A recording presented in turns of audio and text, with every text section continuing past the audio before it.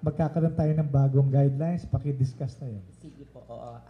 Tama po yung sabi niyo po sa Raymond at Director Dayan, no? Dahil sa, sa sitwasyon natin ngayon, nagkaroon po ng direktiba ang ating pong Pangulo, si President Marcos Jr. At kasama po ng ating butihing kalihim kahapon, ang mga mayors po ng LGU ng NCR upang pag-usapan po ang paunang solusyon natin. Magbigay po tayo ng cash aid po sa ating pong mga tricycle drivers.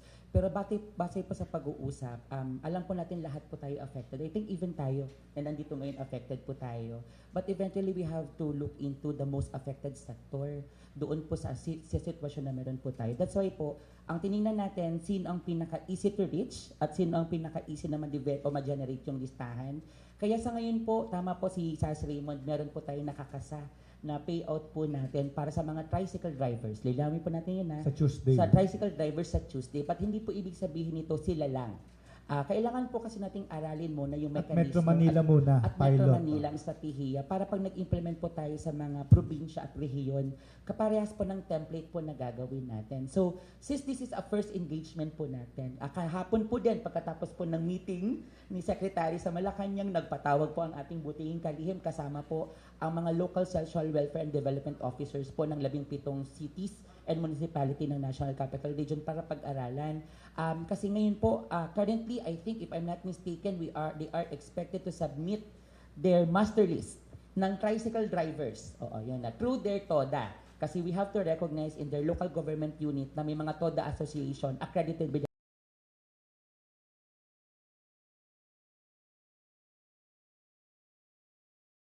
local government unit para maiwasan po natin yung inclusion-exclusion error. So there should be a mechanism from them na isasabi sa local government unit, and this time, those listahan will be certified, validated, assessed, and certified by the local chief executive to their mayor mismo, and then offered the local social welfare and development officer for submission sa atin para ididup po natin. Ibig sabihin, makita natin baka mamaya may double entries na mga names, so para hindi natin mag-bloat yung number, matarget natin kung sino talaga. Ilan yung estimate So, natin technically, na as tricycle drivers in Metro Manila? As per discussion yesterday, nakapag-generate po silang almost 139,000 Tricycle drivers. 138,480, but this is not yet fixed kasi they have to arrange their master list. That's why we were given them until 12 noon today. Ang understanding ko pag tricycle drivers, meron ka talagang tricycle. Yes po. Hindi yung pwedeng pag may sakit yung may anong tricycle, extra ka. Yes, oo. Talagang hindi pwede ito yung color room. Yes, po, we have to clarify that. Kasi napag-usapan din po siya kahapon if we will be including them. But of course, we have to recognize bakit sila nasa kalsada kung hindi sila illegal authorized. Kasi baka mamaya magkaroon ng misinterpretation na we're encouraging them to do the not the right way of servicing, di ba? Tsaka klaro to, tricycle, hindi yung electric na ano tawag doon? Ay, yung Yung e-bike. e-bike. Na binawal na ngayon. Kuryente Yun. lang. So ngayon, linawin po lang natin sa ating mga media partners, tricycle driver muna ang uunahin natin. Yun kasi ang may pinakamabilis at sa pakikipag-usap ng LG sa atin sa mga local government unit, mabilis nating mahuhold agad kung sino sila. So that's why malakas pa ang loob natin na simulan ito ng Martes at I think it will run for almost 2 to 3 days the maximum. Kasi we're trying to open 39 sites every day. Starting on Tuesday, mas gusto namin mas targeted din ang mga tricycle drivers natin. Kasi paalala rin po sa madlang publiko, may hirap kasing i-gather sila in just one day. Kasi of course, we have to recognize that they are part of the economy. Mapaparalyze po ang transport at flow po ng tao pag pinag-isahon natin. Given na medyo mayroon po tayong payout. So ang nausap po natin with Secretary na, with the mayors also na, by batch para at least makakabalik pa rin sila dun sa normal nilang May morning, may afternoon. Yes po, yun ang target namin. So with the numbers at dun sa spread out sites natin, parang kaya naman po namin by next week matapos po ang NCR. At pag-aaralan po ulit natin ito kung paano rin i-implement sa mga probinsya. Nationwide. Pwede kami makakuha ng listahan ng 39 sites para kung gusto i-cover ng mga Yes po. kasama Actually natin po, sa media. wala pa kami specific address. But example for Caloocan, we will be operating in 3 sites. But for the meantime, nasa part pa yun ng pag-uusap ng local Pag ano government. na lang final. Yes, o pag final na po, mabibigay po namin ng listahan sa inyo. But all in all, in 17 LGUs, 39 payout sites po ang bubuksan po natin. At it will run until po maubos natin yung 139,000 targeted beneficiaries. Safe po bang natin. sabihin na yung sa mga jeepney drivers, bus drivers, taxi drivers, TNBS, NCR din ang ipapilot? I think so. And yes po, they are part of the plan. But we're trying to arrange muna kung sinong pinaka-simple yung mabibigyan agad natin. Because I think for the jeepney drivers and then the NVS, the taxi and then the bus, I think we need to work with LTFRB and DOTR. Yes. Dahil nga medyo may prangkisa regular yan. Yes po, kasi may prangkisa to. So that's why may kailangan pa rin pag-uusap. But dito kasi tricycle, automatic LGU, so mas mabilis. So we cannot wait kasi. Tama. So at least a part of the sector can already be provided with cash aid and then it will follow everybody. And it will be nationwide again. Wag mo mag-alala ang mga nasa news, nagko-comment na Metro Manila ba? Covered po tayo nationwide. Yan po. Kailangan lang natin i-pilot para Yes makita po. natin yung mga Pilot test lang po possible tayo. glitches, makorek, para yung mga succeeding, ma-perfect natin yung Yes po, sistema. yes, Sas. Actually po, isa sa instruction ni Secretary kahapon, we will be starting at 6 a.m. Yun po yun. Para mapapos tayo na mas maaga. Oo, kasi nga again, we consider their hanap buhay. So kung mag-start kami ng 10, edi apektado po ang kanilang kita. So we will start at 6 a.m. Then we will put, I think, a 15-man team in each of the site to ensure na mabilis pa ang phasing ng payout natin. So more or less at around 3 p.m. or 4, tapos na po ang payout natin in a given day. So LGU, mga social workers ang main na magbibigay ng ano? Tayo po. Actually, it will be DSWD, sir. DSWD, social workers, and staff in general na lang. Okay. Ang bababa po doon. And actually, we simplified everything already. Though we recognize the value of the social worker from us to do the assessment, but again, this is a partnership collaboration with LGU. So we again respect the autonomy of the LCEs and then the local social welfare development office. So sila po ang mag-assess ng mga tao nila. Yung sa 139,000, mga magkano yung involved dyan? Actually, we will At be providing 5,000 at each. 5,000 ang projected amount po namin, more or less 700 million for NCR alone. Oo. So, it will be an HMA. So, we will see po sa mga susunod na... Sa bagay, ito yung pinakamalaki. Opo NCR. talaga. Yes po. Sa Raymond and Director Kayan. Director Wens, di ba, dahil po sa utos ng Pangulo na bigyan po kaagad ng agarang tulong yung mga kababayan po nating apektado ng pagtaas ng gasolina at saka ng diesel po. Siyempre, yung usual nating pagbibigay ng assistance kapag sa AIX may intake sheet ka, meron kang interview. So, kung itong mga tricycle drivers po natin, pagpunta ba nila sa site, i-interviewin sila isa-isa? Yan. Ito po yung kagandahan sa pakikipag-usap natin sa mga lokal na pamahalaan. So, kahapon, ito yung isa sa mga major challenge. Yung matatagal pa ba ang proseso. So, we try to simplify that. One of our action to be taken for this week is for us to publish a piecemeal amendment to sa MC60 natin, removing the intake sheet, of course, and then it will be a certification coming from the local social welfare and development office signed by their LCE to ensure that these people or these beneficiaries as targeted undergo assessment validation in interview by the local na. So binibigyan na natin sa lokal na pamahalaan yung tiwala ng pag-select doon sa kanilang beneficiaries. So basically wala na pong interview yan. Ibibigyan na lang po nila sa atin ang intake sheet, yung certification together with the master list na ididedupe po ng central office. At pag na-confirm na pa natin na clean list po yan na po ang magiging source of information for payout. So basically, ang pipirmahan na lang po ng mga beneficiaries natin during the payout ay yung certificate of eligibility and of course, yung confirmation of the master list na sila po ay kumuha nung supposed to be cash aid po natin na 5,000 pesos. So, if basically, ever, wala nag-interview. ID lang yung ID papakita na lang po nila. ang Anong dadalhin ID? nila. Para yung pangalan niya, Yes. ma-check na siya ngayon. Opo. Ang isang dala na lang pong requirement nila, it's the physical and the one photocopy of their driver's license. Na valid po, Na valid. Pag Opo. expired, Pag expired, wag po kayong mag-alala.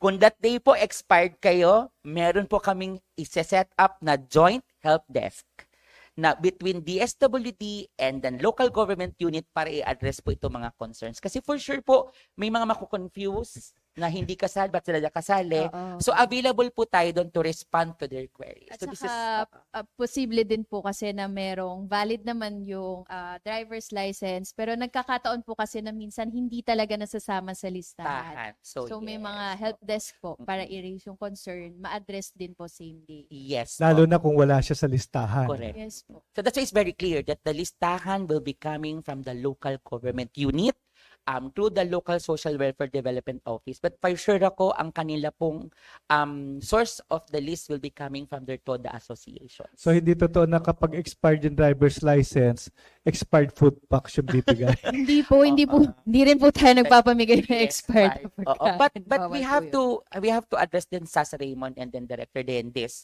If ever po nearly expiring ang inyong ID at wala pa naman pong schedule, I think you need to process it na. Yun po yun. Kasi basically, alam naman natin sa mga drivers like us na we have to, renew it 1 month before the expiration. Oo, kasi sayang naman din po. The fact na we need to ensure that these people na mag-claim ng assistance, this is a government fund. We have to ensure fiscal management of this and we have to ensure that the documents are correct and right po during the cash payout po natin. Question lang, bago natin bigay sa mga reporters. Tricycle driver ako, nakakuha ko ng assistance. Tapos, meron din akong kinukuhang medical assistance every 3 months. Okay pa rin yun. Muli po, ang unuusap natin dito sa malawakang cash aid natin is because of the crisis. But rest assured po sa mga taong nagtatanong bakit kami apektado, ang AIX po bukas pa rin naman po. Actually po, when the OP announces a 4-day work, ang AIX po bukas kami 5 days. Hindi po kami nag-subject doon sa 4 days. Exempted. Kasi we recognize po the current need ng mga patients po natin. So, available pa rin po ang menu of services po ng AIX. Nandun pa rin po ang medical assistance, andun pa rin po ang burial, nagbibigay pa rin po kami ng transportation assistance pag may kailangan pong umuwi emergency, and we also have what we call the cash relief assistance na kung saan nakapaloob po itong fuel subsidy po natin sa kanila. Tsaka sir, add ko lang, no, yung nabanggit po ni Secretary Rex Gatchalian kahapon po sa Malacanang press briefing, ay tinanong po siya doon kung para lang po ba sa mahihirap ang AIX. Ang sagot po ng ating Secretary Rex Gatchalian ay ang AIX po ay para sa lahat, hindi lang po para sa mahihirap dahil by the word itself, in crisis po. So kahit sino po sa atin na humaharap sa isang krisis ay maaari pong makakuha ng benepisyo mula po sa kagawaran. As long as nandun siya sa menu of services Yes ng po, programa yung natin. mga food, Oo. Yes, medical medical yes. transportation, everything. Yun po. Ay, Director, last na bago ko po ibigay sa friends natin, no? Paano po kapag yung tricycle driver ay nawala po ang lisensya? Malino na inusap po ito sa lokal na pamahalaan. Yun. Kasi sila talaga ang dapat mag-provide. Mag-asikaso. Oo. Sa atin, very clear. Ang darating po sa atin na listahan ay once, complete ang requirements. Pangalawa, validated. At number 3, na-dedupe or na-cross-match po natin. So if ever po dumating sa amin na walang lisensya, medyo may question na po tayo doon. Bakit nag-proceed for validation? Kasi hindi ho tayo tatanggap nang wala po siyang karampatang dokumento. Kasi ang driver's license na lang ang isa sa indicator na makita natin na hindi maghahapang isang tricycle driver from one area to another. Kasi kailangan natin ma-establish yun. Kasi malait lang po ang NCR, mabilis tayong puntahan. So sa atin naman, ang iniiwasan natin, yung hindi mag-double payment kasi maaaring nagda-drive siya sa Navotas, tumalon siya ng Malabon. So kung wala po tayong indicators such as driver's license at parehas ang pangalan at information, because it's possible na mangyari po yung ganon, ang license number magiging isang indicator to see kung nakakuha na talaga siya ng assistance from one payout to another. Paano kung the day before mismo nawala lang bigla? Mabilis naman po tayo kasi online naman po ang verification natin. Okay. Yeah. Sa Naka-spreadsheet yan. LTO yun. Di ba po, driver's Director license. Wenz, meron din na tayong LTMS portal Yes. na hindi na, kumbaga, nire-require na physical yung ID. I-honor din po ba yung Yeah. online? Yes, as long as ito ay masicertify Online ng na. social worker or ng paymaster na available during the time of the payout, pwede po natin siya pong i-present. Pero pag magpilit yun at wala siya talagang driver's license, malamang barker yun. Sinama ng todo. At last ulit, may help desk po tayo to Ah, assist them. ayun. So ang utos ni Secretary kahapon, wag magpapauwi ng hindi malinaw ang naging concern Okay at po. kung ano ang response natin to that particular concern. Sige po. Open na Okay po natin Oo, yung ang dami floor natin sa kasama sa media ngayon. friends sa media. Sige po. Please state your pakilim- name and your outlet po. Pakilimit muna sa 2 questions para to give others the Sir. chance.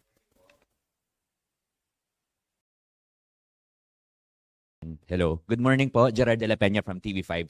First po, yung question ko, ano po yung trigger para dito sa ayuda na ito? Kasi di ba yung fuel subsidy for jeepney drivers naman, kailangan mag-reach ng $80 per barrel yung oil natin. Now, ito po, ano yung trigger natin? We have to recognize that just because of the increasing price of the oil, may incapacity ang tao to provide for their daily needs.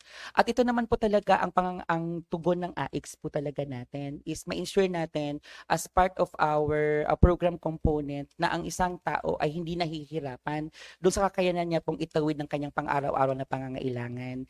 And just imagine na lang for a tricycle driver who is spending raw 60 pesos for the price ng isang gasolina, di ba? And 70 plus 70 na ngayon. plus na. Parang tayo naman po, of course, our president naman po is very sensitive enough not to recognize po the need for us to at least ano ba naman yung mabigyan natin sila ng pansamantalang pangangailangan na habang tinatrabaho nila yung pang-araw-araw nila, assured na po sila doon na maibibigay nila sa pamilya po nila at hindi na po kukunin doon sa kikitain nila sa kanila pong May pagkain na sila. Yes. Ito naman po talaga ang target. It can be on the two-way around eh. They will use the 5,000 cash aid for their gasoline or maybe they can also use this after for day-to-day needs. Ito naman po ang naging sapat na dahilan para magkaroon po tayo ng ganito pong pamamaraan ng pagtulong po sa kanila. Now, my second question po, aside from the tricycle drivers, ano yung sectors na tinitingnan pa natin? Yun nga, again, ang sabi po ni Secretary kahapon sa meeting po natin, ang next target po natin ay mga jeepney drivers, then the TNVS, tama ko no, TNVS, and then of course the bus operators and the taxi drivers. But again, different po ito kasi ito ay mayroong kaakibat na ahensyang kailangan nating pakipagtulungan. Kung mabanggit natin the DOTR at saka pong LTFRB. I think Secretary yesterday mentioned for us to fast track coordinating with those agencies. Hopefully, we will be providing you update on this pag nagkaroon na po tayo ng initial meeting with them. Next. Next. Hello po. Hello. Ayun. Sir Alan. Okay. Alan po from GMA DCWP. Hello, Director Wenz. Nabanggit ho kanina dapat yung mga mapapasama ho dito sa tulong para sa mga tricycle driver yung may sariling tricycle ho ba na pinapasada at hindi yung nakiki-extra lang o papaano ho ba dapat nasa master list ho sila ng LGU para nang sa ganun mapasama ho sila kasi may mga organisasyon to yung TODA, so yung tricycle drivers and operators, so kapag nandun ho ba sa listahan automatic kasama na ho ba sila? Actually, we entrust the LGU that they know their indicators of selection of their beneficiaries. It can be they have their own tricycle driver, a tricycle, or they can be under one operator but driving multiple tricycle, di ba? But kami po, ang usapan kahapon, as long na nagde-drive sila at they are recognized tricycle drivers, sila po ay kasama sa listahan as verified, assessed, and endorsed po ng ating pong lokal na pamahalaan. So, binabanggit nyo ho, within 2 to 3 days, matatapos ho itong Payout. payout po. Yes po. Dito sa Metro Manila. Metro Manila muna. Opo. NCR po. Opo. Sa NCR, ho, nabanggit nyo kanina 139,000 yung kabuuan po. Sa buong Pilipinas ho ba yun, yung 139,000? National Capital Region pa lang po ito. So, Yeah. National Capital Region, Yes po. 139,000. Yes So, may bilang na ho ba tayo sa kabuuan ng buong Pilipinas? Wala pa tayong effort of knowing because we wanted to pilot everything in NCR. Kung ano po ang mekanismong makita po natin ngayon sa National Capital Region, of course, it's the same template of providing assistance ang gagawin po natin sa kanila. Ang utos po ng Pangulo sa ang utos po sa atin ng Secretary, unahin po natin ng NCR. Kasi po yung medyo mabilis ang reach. Once matapos po natin to next week, then the other sector and the nationwide implementation will be coming next na po, sir. So, last na lang ho sa akin, no? Yung nabanggit nyo ho, after nito mga tricycle, isusunod yung TNBS, mga taxi, mga jeepney driver. Kasama rin ho ba dito yung mga motorcycle taxi, at the same time yung mga nasa pampublikong bus, mapa-ordinary or kasama rin ho ba yun? At ito ho ba direkta sa mga driver o operator ho? Kasi yun yung nagiging problema po sa sa LTFRB, na yung nakakakuha ng fuel subsidy ay yung mga operator na may hawak ng prangkisa pero hindi dumidirekta sa mga driver na direktang apektado nung pamamasada at pagtaas po ng presyo ng petrolyo. Sa unang tanong niyo po, sir, regarding kung kasama sila, basta malinaw ang polisiya na TNVS is part of them. But that's why po we have to coordinate with the LTFRB and the OTR kasi may pinag-uusapan tayong prangkisa. 'Di ba? At parang authorization for them to operate. So, dito din madi-determine kung sino at among sila. If ever naman na talaga mare-recognize ng LTFRB sa DOTR at parte sila ng master list just like what we did in the tricycle drivers, ikakasa at ibibigay po natin ng cash aid sa kanila. Pangalawa po dun sa usapan kung saan mapupunta, ang malinaw po talaga sa amin ay drivers. Yes. At hindi po kami magbibigay ng kabuuang amount sa isang prangkisa or sa isang operators. Malinaw na may pangalan ang listahan at sila ay hinihingan ng driver's license kasi ang target namin individual po ang pagbibigay ng cash aid, and the provision and distribution of cash aid will only be done po ng DSWD in partnership with local. But in terms of sa pagbibigay ng cash assistance, kami po from DSWD, Central Office at Regional Office lang po ang maaring magbigay. So wala po kaming ibibigay na kabuuang amount sa isang operators. So yun lang po ang i-assure po namin sa madlang publiko po. Thank you very much po. Hi, good morning. Dano Tingkuangco, GMA Integrated News. Sir, Director, nabanggit ninyo kanina na in terms dun sa master list, ipinagkakatiwala ninyo sa LGU. Pero siguro ito, medyo matagal na, paulit-ulit to na tanong pag may binibigay na ayuda.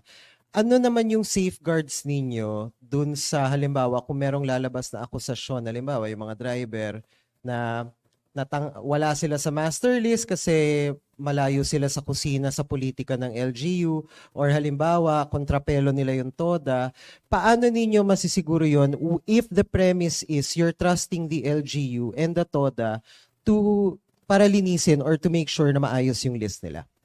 Sige, maraming salamat sa tanong niyan. Of course, again, when we do our work, we have to trust our partners because collaborative effort at all times. But of course, we need to recognize also that there are some issues that might arise during the actual payout. Kaya nga in-emphasize ko kanina, available po ang joint help desk between DSWD and local government unit to address these concerns. Kasi naisip na rin po namin ito na maaaring may mag-appear na nag-claim na siya ay tricycle driver but hindi siya lista. But of course, it's not about just LGU responding. But of course, DSWD is there to ensure that the concerns are properly addressed based doon sa terms and reference po ng pag-identify po natin ng beneficiaries. And of course, we also need to validate kasi si local government naman po talaga ang higit na nakakakilala doon sa mga target beneficiary in endorse natin for payout.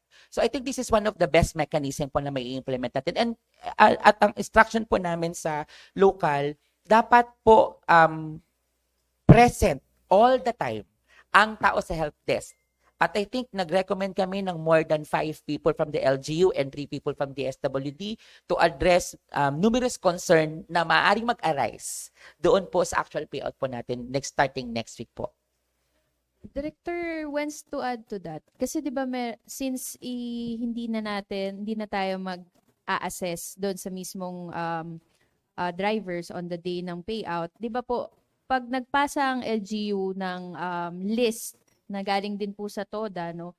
Pirmado ito ng LGU mayor at ng LSWDO. So, yun po yung coverage naman po ng DSWD. Okay. Sige pa, next. Just a follow-up question. Yun dun sa so I understand this is Tuesday, tapos 139, tama no? 139 payout sites. Tapos from 6 a.m. Sorry, 39 payout sites. 6 a.m. ang start. This is only like one time, tama no? No. Ang target natin per sites, ang proposed namin is 1,000 per site. But since this is 139,000, that's why po we wanted to extend it until 3 days. Magsisimula lang po tayo ng Tuesday. Kung just imagine kung may 1,000 tayo per site for 39,000. So may 39,000 po tayo na isa-serve on Tuesday. And there will be another set of 39,000 on Wednesday. This And is then tuloy-tuloy po hanggang maubos po natin ng 139. this is a no. This is Yeah. 1,000 clients 1,000 clients per sites per site. times 39 sites. So Times that's 139,000. Pero yung 3 days, like max na yun. Actually, we're trying our best to finish everything in 3 days. In 3 days. In 3 days. Oo. Ngayon kasi ang spec namin is 1,000. But it will be depending on the list submitted by the local government unit if they can adjust.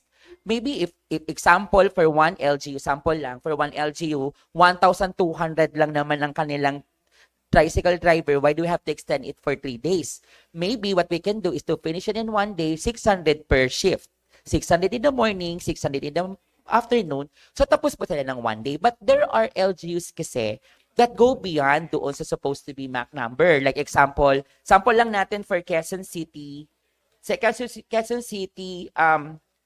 City projected 28,000 projection. So hindi naman to kaya ng isang araw kasi sa sites nila, we can only entertain a maximum of 6 sites for 6,000. So lalabas to ng 5 days sa kanila. But we'll try our best to check pa kung saan natin pwedeng i-accommodate yung iba para mapabilis na pang pagbibigay din po natin ng cash aid. Siguro just one last for my end for now. Yung cash aid, ano yung timeline ninyo dito? Kasi nabanggit ninyo na they can use the aid for whatever purpose na they deem it necessary. Like, pwedeng panggastos sa gasolina or pwedeng panggastos sa daily necessities. Pero ano yung projection ninyo for how long this aid would last? Because this is money na set amount. So, meron na ba kayong pinag-uusapan na, okay, so after a certain time, we're gonna have to do this again? For the meantime, wala pa tayo sa ganong level ng pag-uusap. Ang malinaw sa atin, we need to fast-track provision and we have to consider that this will be a nationwide implementation. So, baka pwede nating tapusin muna at masaturate natin lahat ng supposed to be categories or sectors natin under transport group. So, maybe siguro tapusin natin ng nationwide implementation for tricycle drivers at isunod natin ng jeepney drivers, TNBS, bus, and taxi. Then, we will see po on the next po kung ano pa mapag-uusapan po. At saka tungkol Director dito. Wenz, yung 5,000 napakalaking halaga para sa mga drivers. Ano yan pwede nilang tipirin yan, 1,000 lang per week yung ano nila. But then again, bukas pa rin ang opisina natin sa AIX. Oo, hindi po porket nakatanggap ka po ng subsidy sa fuel, ay hindi ka na po pwedeng mag-avail ng assistance under AIX. Kasi nga, bukas talaga tayo. Kung may pangangailangan silang medical, boreal, transportasyon, pwede po silang lumapit po sa malapit na opisina po natin. Si Ma'am po, then Okay. Miss Mary. Okay, baby po, bali Maria Luisa Macabuay Garcia of Filipino Mirror. Hi po, Direk Wenz. Nice to see you again po. Bali, ano po, ang point of clarification ko lang, kasi parang nabanggit nyo kanina yung owner talaga ng tricycle. Pero most of the tricycle drivers, nagba-boundary sila. So, are they qualified? Eligible ba sila to receive the payout? And then, ang next question ko po is, di ba may target na nga kayo for a certain day. Ano talaga yung pinaka-target nyo up to how many days talaga yung tricycle driver na mako-cover nyo yung sa ngayon? Sige, doon sa unang tanong po ninyo kung sila ay kasama, ulilinawin po ulit namin as long as nandun po sila sa listahan, din-endorse po sa atin ng lokal na pamahalaan, nakapartner po natin at sila po ay properly endorse sa mga toda po nila. Kasi maaari nating tingnan ang mga sitwasyon within their localities kung paano na tinitingnan na ikaw ay maaari mag-benefit. Nasa kanila po yun Basta kami, makita po namin ang required information namin at meron po silang valid driver's license during that time na na-determine sila as beneficiary at nadidup namin at nakita namin na wala siyang kaparehas sa pangalan at sumipot po siya during our payout, kami po ay magbibigay po ng tulong or cash aid po sa kanila, ma'am. Pangalawa po doon sa ilang araw, again po, ang 139 ay projected pa lang. And we are trying to do our best kasi ang utos talaga sa atin mabilisan. Oo. Ngayon po, hindi ka ako makapagbigay. Sa ngayon kasi 139 pa lang pang pinoproject nila, but the list will be coming in before 12 noon. So kailangan pa natin pong aralin kung maaano at paano natin i-strategize yung payout po natin. But there are some local government units also requesting if they can go beyond from the 500. And kami po, sa level namin, as long as sila po ang nagdesisyon, available po ang mga staff po natin sa payout area from 6 o'clock until matapos po ang number. So if they can go beyond from 500 for them to finish, maybe siguro it's up to them. But we're targeting, of course, sana matapos natin within the week ang ating pong payout kasi sabi po ni Secretary, if I remember it right, if ever mag-extend kami until Saturday and Sunday, we will do it. Oo, para matapos po natin lahat po ito sa NCR. Pwede pong pahabol ng isa na lang na tanong. If ever po, di ba kasi ang sabi ni ng US President, ang projected niya siguro within the next few weeks matatapos na. What if the crisis is over, tapos yung iba hindi pa nako-cover? Anong mangyayari doon? I think malinaw sa amin whether tapos na ang crisis or not, dapat lahat malinaw na nationwide ang ating instruction. Tama ko sa Hindi, Raymond? Director Wenz, ang ano diyan, ang barometer natin pag bumaba na uli yung presyo ng gasolina sa 35 level, yung diesel at least. Ibig sabihin, pwede nang umano sa Strait of Hormuz yung mga tanker natin. But we have to recognize, I think, Sas Raymond, that they are also affected during the time. Di lang tayo nakaabot sa payout. So if ever magkakaroon man ng pagbabalik sa normal na presyo, we have to recognize that this beneficiary were affected during the time na mataas. So I don't think na mag-stop tayo kasi tapos na. We have to, again, ensure that these targeted sectors at the moment are supposed to be included to make it more inclusive. So that's why po, matapos man or hindi, itutuloy pa rin po natin ito. At we will make sure that everybody will be captured by this effort po natin, Sas Raymond. Good morning po, Director. Mary Ann Bastasa po from Radyo Pilipinas. Director, clarification lang po doon sa requirements na binanggit nyo kanina, isang valid ID and a driver's license and photocopy, or pwede na yung driver's license lang as is? Ulit po, physical ID ng driver's license and one photocopy. Driver's license lang po ang magiging reference po natin for the identification ng mga beneficiaries po na. No more IDs po na ipipresent. And also, Director, meron tayong help desk. So, kunyari, merong lumapit doon, wala siya sa listahan, nag-help desk, tapos kinabukasan, na-confirm na kasama siya sa pwedeng mabigyan, sa loob ng 3 araw, makakatanggap pa rin po ba siya? Yes, malinaw po yun na may mga admin staff tayo to do the deduplication po on-site so that we can address po and ensure that the client who are requesting for pay to be paid because part talaga siya ay ma-address po natin within the scheduled payout po natin sa NCR. Lastly, on my part po, Director, since we plan this nationwide rollout, tapos 700 million tricycle driver pa lang in NCR, kakasya po ba yung pondo ng AIX para naman sa mga, like yung regular clients natin? Siyempre, may medical tayo palagi. Hindi naman po ba makakapos dahil mapupunta na sa mga transport POV drivers? Thank you. Para sa akin, on my personal opinion, the way the Secretary presented to us the concern, hindi naman po talaga ata kami tatanggap ng hamon kung hindi namin kaya. Ang ano ko dun ha? Ang confident ko dun Oo. But of course, we have to recognize yung mga limitations natin sa mga logistics, staff complement. But I think with kaya that's why po we encourage partnership because this will also ease out yung tinatawag natin proseso. But as with the fund po, I think, yes, we are. Oo, kasi again, in crisis to in crisis to, and this is something that we cannot, do away or we cannot disregard.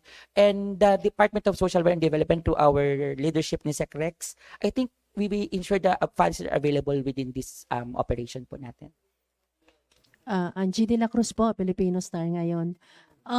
Sir Wenz, pinabaya po nyo sa LGU yung listahan ng tricycle drivers. Dito po ba sa gagawin pamamahagi sa jeepney drivers?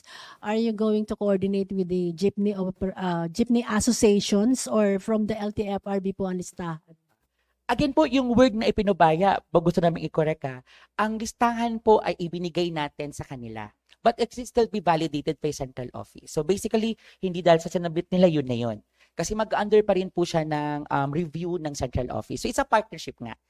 Again, ang identification, lilinawin po natin ay nasa lokal na pamahalaan, basta supportahan po ito ng run-through ng validation and verification ng central office for the tricycle drivers. But for the jeepney operations, and tama, Joda, no? Joda, ang malinaw po sa akin, ang unang kakausapin po natin ay ang DOTR at LTFRB. And I think, if I'm not mistaken, SEC is also having a plan to discuss this with the operators. But of course, maglalabasan lang po siguro ng statement ulit ang ating pong departamento pag natapos po natin ang tricycle drivers at mag-next po natin ang mga jeepney operation drivers natin. Ilan po kaya yung target natin para sa mga jeepney drivers? Sa ngayon po, wala pa po tayo nakikitang lehitimong numero. Kasi again, ang sinasabi po namin by phase po tayo. Ano ang pinaka-easiest way to generate the list? Sa ngayon po, ang nakita po namin tricycle drivers. Kasi within LGU lang ito. And I think by next week po siguro, pag na-set up na po naman ito, na-plot na po natin ng maayos itong scheme na to, maybe by next week, you can hear something from us po regarding naman po sa mga jeepney drivers and TNVS, bus and taxi drivers po natin, ma'am. Sa Tuesday, mag-start na kayo sa Metro Manila. Kailan po yung start sa mga probinsya? Tatapusin lang po muna natin yung NCR, ma'am. Oo. If I'm not mistaken, probably, kung kaya nga sabi namin, matapos kami na mas maaga para makapag-national rollout na po tayo right after po ng National Capital Region. Kasi we need to understand yung proseso at pamamaraan ng pagtulong. Kasi mahirap na i-implement nationwide, baka magkagulo. So, simulan natin sa NCR, aralin po natin yung magandang template ng proseso, that eventually the same template will be implemented po nationwide po natin, ma'am.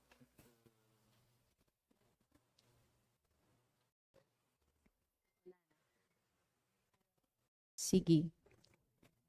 Hello po. Good morning po. My question po goes to ASEC JC po. ASEC, balikan lang po namin sa OFWs naman po. Nabanggit po kanina, repatriated OFWs is 410 na po. Nabanggit din po natin na nabigyan na po sila ng psychosocial interventions. How about po yung sa financial aid? May mga nabigyan na rin po ba? And if ever wala pa po, when po yung target date po natin? And may certain amount na po ba tayong ibibigay or budget for that po, ASEC? Yes, so sa patuloy ang ating koordinasyon sa Department of Migrant Workers at sa Overseas Workers Welfare Administration para makapag-augment tayo ng assistance dun sa ating mga repatriated OFs and OFWs. So gaya na aking nabanggit kanina, 410 were given psychosocial aid as well as financial assistance through the AICS, the Assistance to Individuals in Crisis Situations, and later on, Sustainable Livelihood Program naman na assistance para makapagsimula sila ng negosyo or kasi 2 tracks itong Sustainable Livelihood Program o SLP. So merong employment facilitation. So tinutulungan natin silang makahanap ng trabaho, yung mga requirements. So meron tayong binibigay na 7,000 pesos na assistance for the employment facilitation track.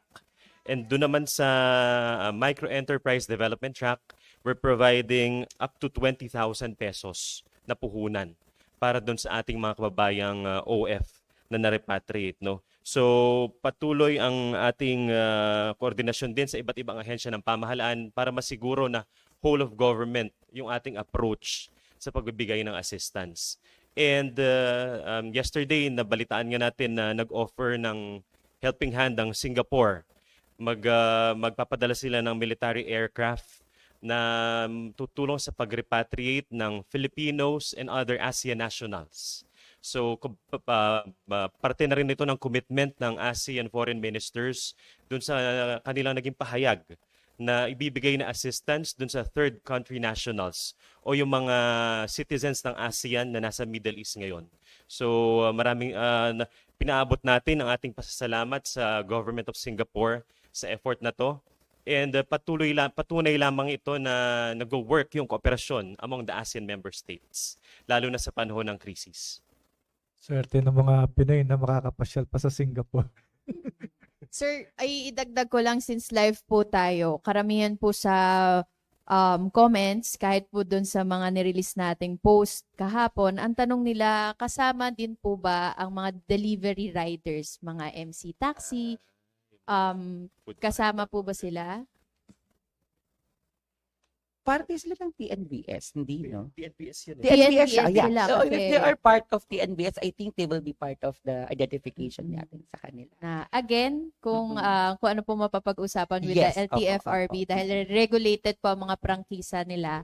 So, Problema lang nila, no? Talagang titigil yung delivery nila. Magpamilya sila. opo. Maraming magugutom sa Marami po bahay. talaga maapektuhan. For the meantime, iulitin ko lang din po yung sinabi ni Director Wenz. Bukas naman po ang DSWD through AIX para po sa iba pa pong pangangailangan. Ayan, di po titigil. Any more Dito. questions po? Ay, yes. Miss Eden. Hello po. Eden Santos po from Net25. Yun po bang kay Sir JC, yun pong binabanggit ninyo na tulong ng Singaporean government para magpadala ng aircraft ay hindi po ba ito parang nagpapakita lamang ng kakulangan sa paghahanda ng ating national government para matulungan yung ating mga OFWs na ma-repatriate po? Ito po ay tinuturing natin na syempre we're one ASEAN. So we take this as a helping hand. No, so hindi lang naman Pilipinas yung inofera nito, pati yung ating other ASEAN neighbors, yung mga citizens nila sa Middle East. So and sa panahon ng krisis, napaka-importante ng kooperasyon among ASEAN member states para ma-address at lalo na kung sino yung nangangailangang bansa, no. So ito naman yung isa rin sa mga benefits ng Association of Southeast Asian Nations na organisasyon. So tayo po ay nagpapasalamat sa Singaporean government and patuloy po ang ating koordinasyon din sa Department of Foreign Affairs para sa details nung ating mga kababayang ma-repatriate kung sakali. Meron po tayong figures kung ilan po at mga nung kailan lang dating po. Parang nabanggit ng OWA, sunod-sunod na yung kanilang repatriation arrangement para sa mga OFWs. Yes, ma'am. So in terms of numbers, so kaya tayo patuloy nakikipag-coordinate sa mga ahensyang ito since ito ay kanilang mandato talaga, no? So ang DSWD nag-augment lang doon sa assistance na kanilang pinapaabot. But then napaka-importante pa rin lalo na yung psychosocial and other interventions that we're providing. And in terms of the figures, over 2 million ang Filipinos sa Middle East, no? So pag nagtagal pa yung itong conflict, yung situation, we're expecting more people to be repatriated in the next coming days. Pero sana naman wag na mag-escalate pa further yung situation. And kami naman, tayo ay handa na tumulong. Every time nga na may dumarating dito, parte ang DSWD dun sa sumasalubong sa ating mga kababayan, no? Kasama ang OWA at ang DMW, pati na rin ang DOH at iba pang ahensya ng pamahalaan para maipadama yung tulong ng gobyerno, lalo na sa panahon ng krisis. Meron po ba tayong cash assistance din sa mga OFW bukod po ba ito doon sa ibinibigay ng OWA and DMW? Yes po, so gaya ng ating nabanggit kanina, through the AIX din, since sila in crisis na dahil na-repatriate sila, so nagbibigay tayo ng cash assistance through the AIX program as well as yung support for livelihood and employment facilitation. Magkano po yon yung cash? So depende dun sa assessment ng ating mga social workers kung magkano yung kanilang maaaring matanggap na assistance both for AIX and SLP.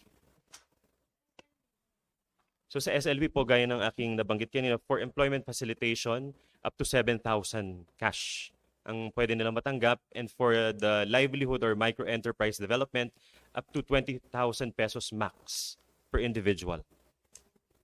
Kay Director po, sabi niya 139,000 na mga trike drivers po sa National Capital Region lamang po yon. At bibigyan natin sila ng 5,000 cash assistance within 3 to 5 days po na payout. Hindi po ba kakayanin ng ahensya or iba pang mga ahensya ng gobyerno para magsabay-sabay na mabigyan po ng tulong yung ating mga nasa sektor ng transportasyon para hindi naman po sila maghintay pa ng matagal para dito sa ayuda na ito ng ating pamahalaan, kasi naramdaman na nila yung epekto ng tensyon sa Middle East sa pamamagitan po ng pagtaas ng presyo ng gasolina na sinabayan po ng pagtaas ng presyo ng mga bilihin.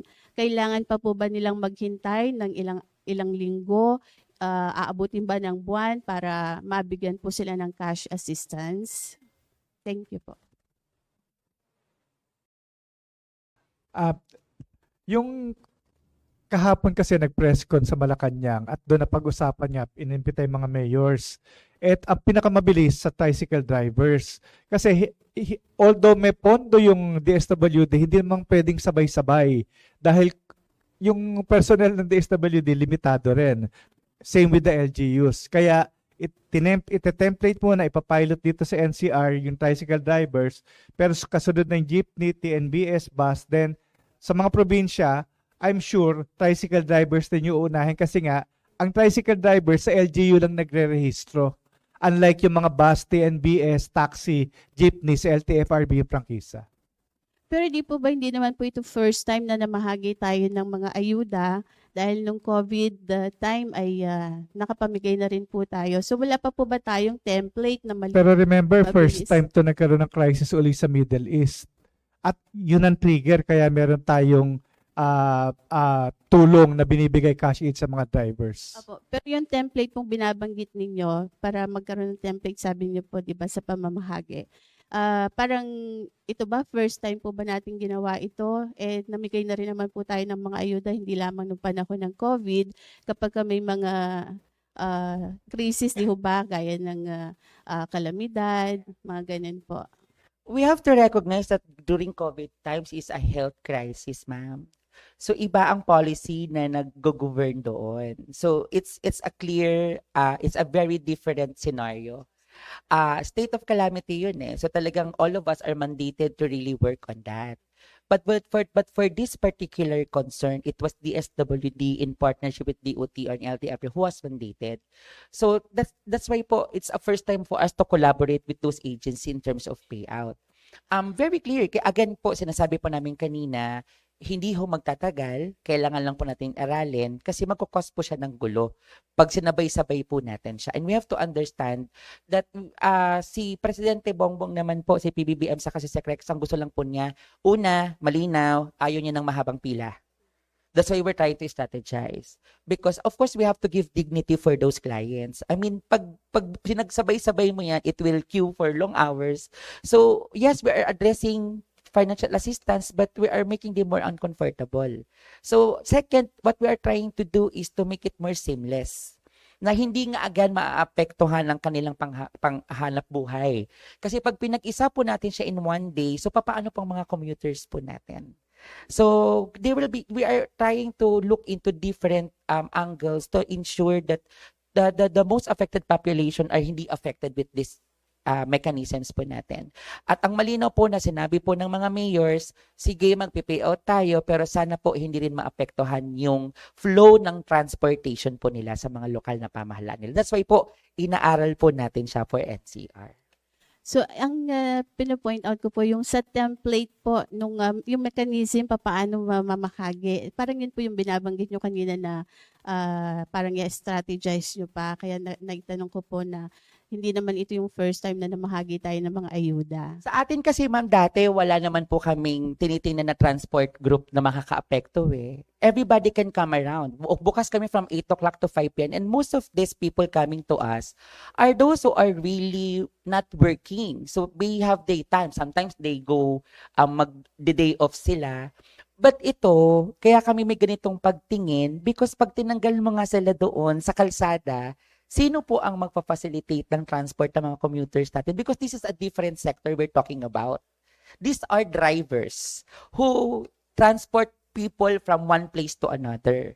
Unlike sa normal na payout po namin, kadalasan dyan, senior citizen, mga asawa nila kasi ang asawa nila trabaho, mga nag-leave po sa kanilang opisina. So basically, they have the time to render their off para makakuha ng assistance. But for this, imagine, for at 139,000 all at the same time, paano po kaya mag-move ang tao sa loob ng lokal na pamahalaan? Ito po yung tinitingnan namin for NCR. But bukod, of course, pag nakita naman po namin na hindi naman po pala naging malaking epekto sa transportasyon sa LGU, then might as well, pagdating po siguro sa national, magbago po ang mekanismo na meron po tayo, ma'am. Okay po, Sir Raymond. Wala nang questions. Siguro, final statement, ASEC JC. Meron pa yata. Ay, sige po. Microphone.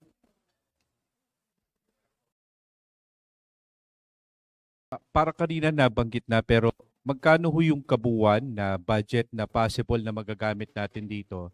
Kasi nag-check ako, sandali lang nag-compute ho ako base dun sa 139,000 times 5,000, ang lalabas ay 695,000 pesos o 695, tama ba? Million, di ba? Yon, million. At pagkatapos, based dun sa record ng DOTR, as of 2022 ay mayroon 600,000 na mga driver sa public transport. So kapag minultiply ho natin yung 5, nasa 3 billion. So almost nasa 3.6 billion pesos na kaagad yun. So may budget pa ho ba ang DSWD? Actually, to be honest po, ang allocation po natin for this year ay nasa Nadagdagan. 60 plus Oh, billion 68 for AIS billion? alone. Tumaas. 60 billion po tayo ang pondo natin ngayon ng AIX. Tama ako, Miss Marge, no? 60 billion, plus. Billion. Yes, Billion, plus. billion. Opo. Kaya again nga, hindi nga po tayo susulog sa ganitong implementasyon kung hindi po naaral ang budget for this. That's why po, malakas din po ang ating pong pagsunod sa direktiba po ng ating Pangulo kasi nakikita po talaga natin na ito po talaga isa sa mga sektor na kailangan po nating tugunan. Okay, thank you po. Okay po, Sir Raymond. Final words? Final statement po from ASIC JC muna and then Director Weds.